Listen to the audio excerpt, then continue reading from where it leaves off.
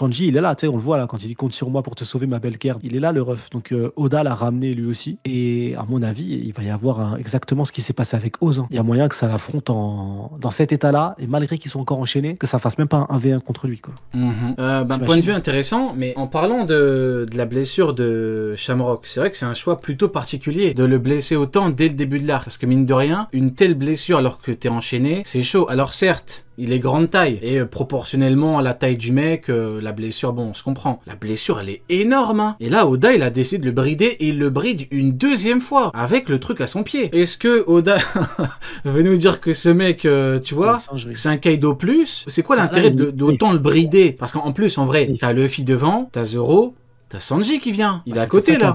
Donc ils sont trois. Il est là, il est avec eux là. Il est là, ça y est, il est avec eux. Il est là, il est vraiment à côté d'eux. Dans le monde, à part si on part, on est d'accord. Qui se prend Luffy, Zoro, Sanji? Im a des pouvoirs. Personne. À part si Im a des pouvoirs de fou et tout, mais personne. Le mec qui abuse le mec qui abuse du train. À part Gaban, qui se prend Luffy? Non, je retire. On va pas dire que je suis premier degré. Dans le train du frérot, sachez que les sièges sont chauffants. Que tous les sièges sont chauffants. Franchement, qui se prend Luffy, Zoro, Sanji, frérot? À part Garp, bien évidemment. Personne. On est d'accord, c'est chaud. Absolument personne, frérot. Il n'y a pas de Mind General. Peut-être Mind General. Personne ne les prend, personne n'est capable de les prendre. Et là, ça rentrerait peut-être dans ce que tu disais avec Neil. Ou Ken, je sais plus. Quand vous disiez, ça se trouve, Shanks, il l'a combattu, mais avec tout son équipage, tu vois. Ouais, parce qu'on n'avait pas son équipage. Pas le contexte, on n'a pas l'info. Shanks plus jeune, ouais, tout à fait. Ouais. Ah, Mihawk, peut-être Mihawk, mais. Marteau noir contre épée noire, j'ai bien envie de voir ça, frérot. Le Ragnir, peut-être, hein, contre le Kokuto Yuru. Non, là, pour moi, c'est bizarre que Sanji débarque à ce moment-là, tu vois. Sanji débarque, ça veut dire on a les trois plus puissants sont présents. Ouais, je peux pas faire plus puissant. Ouais. Les trois sont là.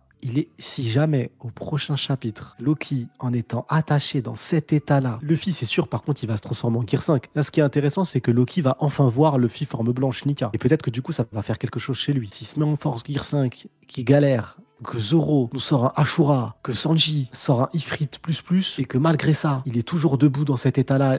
Frérot, à ce moment-là, c'est plus un train, frérot. Loki, c'est même plus un TGV, frérot, c'est une fusée. J'attends tellement de voir ça.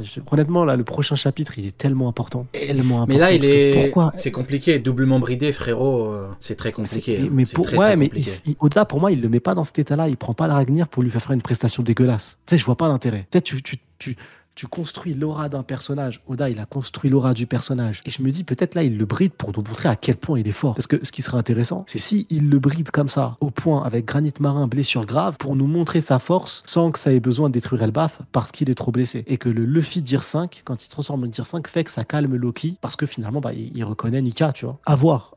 Mais je me dis, Oda, quel est l'intérêt? Parce que là, vraiment, réfléchissons en tant que pur scénario, tu vois. T'es là, tu veux nous montrer qu'un personnage est badass. Tu le fais libérer, malgré sa blessure, tu décide de dire, ok, il a une blessure, il est mourant, mais je prends le choix de faire en sorte qu'il est capable de se lever et qu'il est capable de tenir Ragnir avec le sourire. Quel est l'intérêt de faire tout ça si c'est au prochain chapitre, prochaine case, il tombe au sol direct, KO, ou qu'il fasse une prestation éclatée au sol? Vraiment, c'est juste la question simple, c'est à quoi ça servirait scénaristiquement parlant? Ça nous donnerait quoi comme info? Tu vois ce que je veux dire? T'as une autre façon de voir les choses. T'as Aramaki qui est venu, beaucoup te disaient, c'est quoi l'intérêt de nous le mettre enfin pour qu'il floppe? Et il a effectivement floppé. Donc je suis pas là pour dire que ça va se passer, attention. Je dis qu'il y a... On savait qu'il allait flopper, frérot. Oui. On le traitait de fou. Oui, je suis d'accord, mais l'un n'empêche pas l'autre. Il aurait pu flopper en après-coup. Et je veux dire, il aurait pu se faire humilier en après-coup, mais il aurait pu arriver, Yamato. Tu sais, si Momo lui dit pas combat pas, on aurait pu avoir un combat expéditif. Si vraiment c'est le démon qu'on nous a vanté, enfin qu'on nous a présenté, il aurait pu par exemple l'abattre en 2 secondes et tu vois, il s'est fait chier dessus rapidement. Ouais, peut-être. Donc, mais bon, après là, pour le cas de Loki... Avec ses pouvoirs, il est peut-être capable de se régénérer, le bouquin. Ouais, on m'a parlé de ça hier, exactement. Pour celui tout à l'heure qui a dit, il y avait quoi hier? Hier, il y avait live YouTube, exactement. Il y a un mec qui m'a posé la question, exactement. Il a dit qu'avec son fruit du démon, mais après là, pour l'instant, il peut pas, vu qu'il a le truc au pied. Donc il peut pas se régénérer. C'est ça. Mais est-ce que le marteau peut lui proposer ces pouvoirs-là? Parce que je sais que le Ragnir... Le marteau? Plein de pouvoirs. Ouais, le marteau, ce marteau-là, il est inspiré de la mythologie du marteau de Thor. Et il a extrêmement plein de pouvoirs. Et il me semble qu'il a même le pouvoir de régénérer. Ah bah justement. Il y a Alex Bloody Taylor, frérot, qui, je sais pas si t'es encore là, mais qui a posé la question. Ouais. Il a dit, si Oda s'inspire réellement de Mjolnir de Thor, pour Ragnir, on pourra avoir le marteau qui régène Loki. Voilà, c'est parfait, c'est ça. Si c'est le cas... Parce qu'il a plein de pouvoirs. Si c'est le cas, c'est une dinguerie. Mais ça apporte... ça apporte une dimension encore plus particulière aux épées, etc.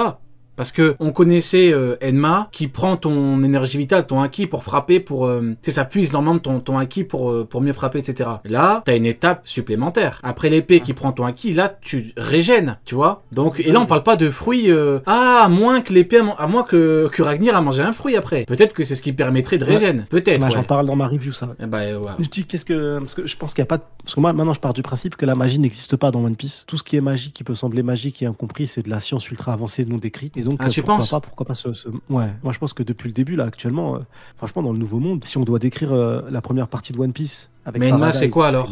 C'est magique, et le reste, c'est démon. Enma, quoi, les démons et tout? Ouais. Sur les épées. Après ça, c'est pas magique, c'est démoniaque. Bah, frérot, démoniaque, c'est magique, non? C'est pareil, non? Non, pas forcément, frérot. C'est une spiritualité, un côté peut-être un peu divin, un peu. Bah, donc, c'est lié. Pour moi, c'est pas magique en tant que tel, tu vois. Moi, je pense pas. Et ça se trouve, ça sera expliqué aussi, ça plus tard, frérot. Ok. Je sais pas, moi, j'ai l'impression qu'on démystifie à mort le côté ta gueule, c'est magique depuis le Nouveau Monde, tu vois. On nous explique finalement que les fruits du démon, bah, tu peux les créer. Avec Vega, ça, on l'a vu. Les îles dans le ciel, bah, c'est scientifiquement aussi créable, que tout est créé. Les clones avec le niage, tout ça, ça a été créé. Les géants, ils essayent de créer des géants scientifiquement parlant. Il y a un monde où même, enfin bref, là je vais trop loin. Non, c'est intéressant, continue, ouais. Il y a un monde, je me dis, où même, tu sais, dans le premier monde, le tout premier monde où ils ont réussi à créer le soleil, cette énergie, peut-être à ce moment-là que toutes les races qu'on connaît, elles ont été créées, peut-être que les géants ont été créés à partir de là, tu vois, suite à des expériences scientifiques. Peut-être que toutes les races qu'on connaît dans One Piece, peut-être même que le tout premier monde, en fait, il serait similaire au nôtre. Ce serait le nôtre. Il n'y aurait pas tout ça, c'est magie, tout ça. Il y a des croyances, mais ça s'arrête là. Mais que une fois que tu as l'énergie infinie, la science t'en fait ce que tu veux, en fait. Tu peux créer des races, tu peux créer des trucs. Les hommes poissons, c'est peut-être tiré d'une expérience aussi. Les géants. D'où les géantifications, ils ont essayé de refaire, parce que c'est un cycle à la fin. Vega, il a essayé de recréer des fruits du démon. Il dit qu'il a échoué parce que le fruit de Momonosuke, la couleur est pas bonne, mais au final, il a réussi, cet enfoiré. C'est exactement les mêmes caractéristiques que Kaido, il n'y a que la couleur qui change. Donc il a réussi, il a été capable de recréer ces pouvoirs-là. Ça veut dire que et la géantification, si c'est un projet actuellement, bah pourquoi ça n'a pas été un projet à l'époque aussi, tu vois, un projet réussi. Donc potentiellement, tout ce qu'on voit là, qui nous paraît magie, peut-être ça vient du premier monde, et c'est les restes du premier monde, quoi, tu vois. Donc bah, tout est explicable par la magie, par la science. Attention les gars, c'est tiré par les cheveux. Ce nid qui cook, hein. Après, franchement, de mon point de vue, c'est très intéressant comme point de vue, encore une fois, pour ne pas me répéter. Moi, je pars juste du principe que la frontière entre le magique et le démoniaque, c'est pas qui s'apparente à du démoniaque, on peut appeler ça du magique, du démoniaque. Maintenant, écoute, peut-être que l'épée est en lien avec une technologie ancienne. Maintenant, c'est quand même particulier parce que la lame était forgée par Kozaburo. Guigny, tu le restes du premier monde. C'était gamin. mais Kozaburo, il a forgé Enma il y a pas longtemps, tu vois, donc ça me paraît compliqué d'imaginer que ça vienne d'une technologie, tu vois. C'est un paysan, Kozaburo. Après ça, oui, je peux me tromper, mon ref, ça c'est sûr.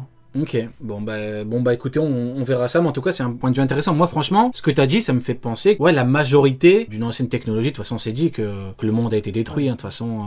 Les fruits du démon. L'ancien royaume était technologiquement très avancé. Bah oui, clairement le One Piece c'est l'artefact qui a permis de créer les fruits du démon. Donc tout est lié pour moi. On est vraiment et tout vient de ce tout premier monde, quoi. Le deuxième monde finalement tout est à cause de Joy Boy sur le deuxième monde, mais le premier monde en tout cas tout est venu de là, quoi. Ça vient de l'échec. Vient de l'échec de Joy Boy. Maintenant, encore une fois, on n'est pas là pour juger Joy Boy parce qu'on n'a pas le contexte. Mais le fait est que regarde pas. Mais cela ne nous regarde pas. Regarde pas. Mais le fait est que tu vois. Cela ne nous regarde pas. Mais le monde actuel aurait été bien différent si Joy Boy avait gagné. Maintenant, on ne connaît pas les circonstances, encore une fois, de la Cela ne nous regarde pas. Cela ne nous regarde pas. Ceux qui ont la rêve, vous êtes des vieux. Bien sûr qu'ils ont la rêve, frérot. La moyenne d'âge du Tchad, frérot.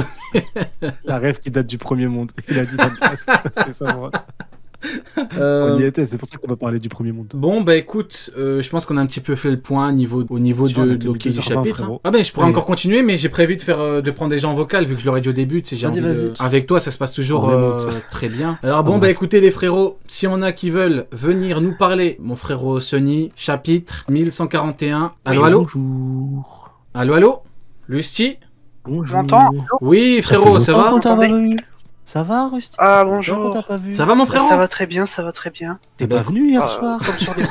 Et non, Arrête de- désolé, il y avait la Carmine Corp qui jouait chef. C'est que des rêves de vieux. Ah, tu le T'es pas venu connais? hier soir? Ah, je suis un peu un habitué des lives de Sony. Ah, ok, autant pour moi. Je pensais que tu lui parlais comme un vieux pervers. Et je dis, mais qu'est-ce Mais qu'il a non, lui? c'était la rêve de. C'est la rêve de. Merde. De comment, PDG, avec, ouais, j'ai Omar Sy, reconnu, là. ouais. Non, c'est la rêve de Omar Sy avec le gars, là, le téléphone, là, le service après-vente. Ah, ok, j'avais pas la Ouais. rêve, frérot. Ça va, J'ai pas la Lucie? ref non plus, mais comme sur des roulettes. Eh ben, écoute, ça fait plaisir. Dis-moi, est-ce que t'as quelque chose à me dire par rapport au chapitre, une Eh question, ben, un avis? moi j'avais une... Bah en fait c'est pas vraiment par rapport au chapitre, alors Eh ben, j'espère donc, que c'est pas trop hors sujet. Eh ben, si, donc je vais devoir te dégager, mon frérot. Ah, Au mince. revoir, je rigole. Ah je suis vraiment désolé. rigole, Bah, dis-moi. Il bah, rigole, Ah.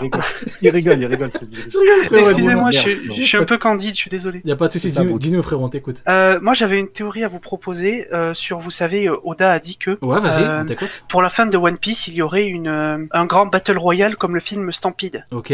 Et pour le film Stampede, il disait que, enfin comment ça s'appelle, le trésor c'était un Eternal Post pour Love Tale.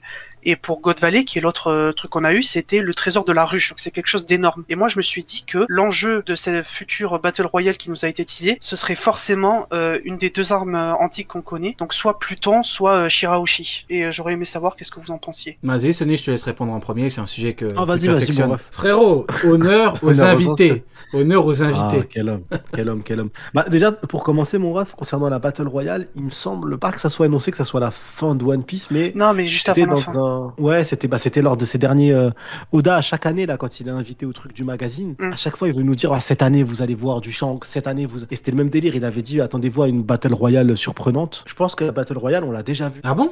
Parce que si je dis pas de bêtises, entre guillemets, on l'a déjà vu, on la verra mieux plus tard. Je pense que c'était avant qu'on ait le flashback de God Valley qu'il avait annoncé ça. Et parce qu'à la fin, God Valley, on a appris que c'était une Battle Royale géante. Il y a tous les pirates du monde qui ont débarqué, tous les plus grands pirates du monde qui ont débarqué. C'était une Battle Royale, chacun pour sa gueule. Même les Rocks entre eux, ils ont dû se trahir à ce moment-là. Et durant le flashback de God Valley, on verra cette Battle Royale. Je pense qu'il faisait référence à ça en fait. Ah bah Faut vérifier franchement, dans la Ah, j'avais pas pensé. ouais, franchement, point de vue très Bah, parce intéressant. J'ai pas pensé pareil. Ouais, pas mal. Parce Hein. que God Valley, au final, on pensait pas que c'était ça. On pensait même que le nom God Valley, c'était parce qu'il y avait un dieu, des Tenryubito. Non, rien à voir. Tenryubito, il vivait pas là-bas. Mais on sait juste que la seule info qu'on a vue de God Valley, la seule info, on nous a rien montré, c'était que c'était une Battle Royale. Parce qu'il n'y avait pas que Roger, Garp et les Rocks. Non, t'avais tous les plus grands pirates de l'époque qui ont débarqué sur cette île. Plus Roger, plus Garp, plus les Tenryubito qui étaient en train de faire une battle totale, là, avec les Chevaliers Divins, plus un membre du Gorosei. Ouais, c'était une Battle Royale de ouf. Et bah Donc franchement. pour moi, c'est une Battle Royale. Tu vois, on nous l'a pas montré, mais on nous a juste montré que c'était une Battle Royale. Bah franchement pas mal. Moi de mon point de vue, encore une fois, je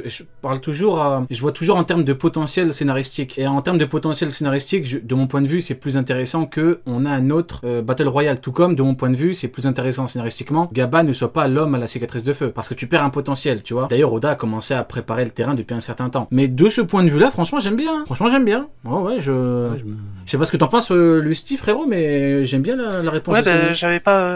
j'avais pas pensé à ça effectivement, parce que c'est vrai que moi j'ai passé toute cette théorie sur le fait que Oda nous a teasé ça, mais si en fait c'était God Valley, bah, ça marcherait tout aussi bien. Et Après, bravo Sony, j'avais pas pensé. Bah, tu vas avoir une Battle Royale, ça c'est certain, plus tard.